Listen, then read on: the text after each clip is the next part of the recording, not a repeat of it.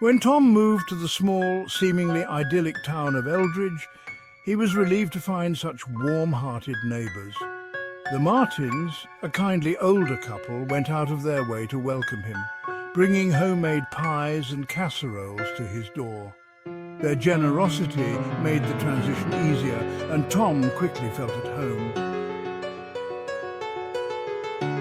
But there was something about the Martins' daughter, Lily, that unsettled him. Every night, after the sun dipped below the horizon, Tom would see her on the rooftop of the Martins' house.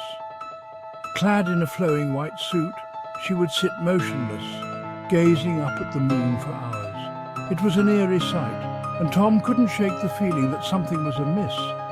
He tried to bring it up with the Martins, but they brushed off his concerns with reassuring smiles.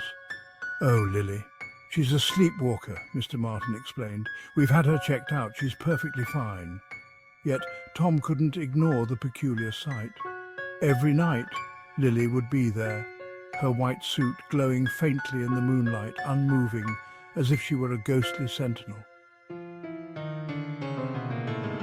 One evening, curiosity and unease compelled Tom to take a photo.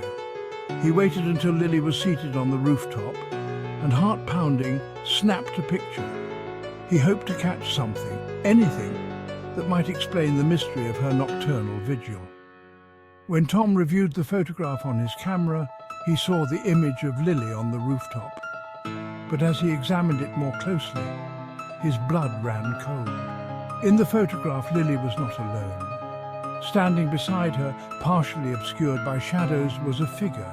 It was tall and thin, its face hidden, but the presence of this second figure was unmistakable. Shaken, Tom returned to the Martins' house, his hands trembling. He showed them the photo, his voice barely above a whisper. Mr. Martin's face turned pale and Mrs. Martin's eyes filled with tears. "That's not possible," Mr. Martin said, his voice breaking. "She shouldn't be there." "We thought we had her under control," Mrs. Martin added, her voice quivering. "We thought she was safe in her room." The Martins explained that Lily had been missing for years. They had lost her in a tragic accident when she was very young.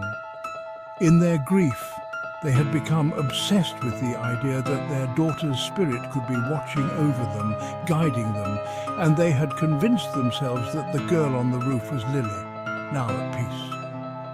Tom's horror deepened as he realized the truth. The presence in the photograph was not a benign spirit, but something far more sinister. The Martins' grief had manifested into something malevolent, an entity that masqueraded as their lost daughter to torment them.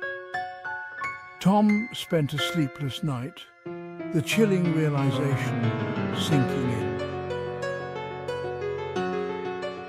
As the first light of dawn touched the town, he saw the Martins in their yard, their faces ashen, as they gazed up at the now empty rooftop.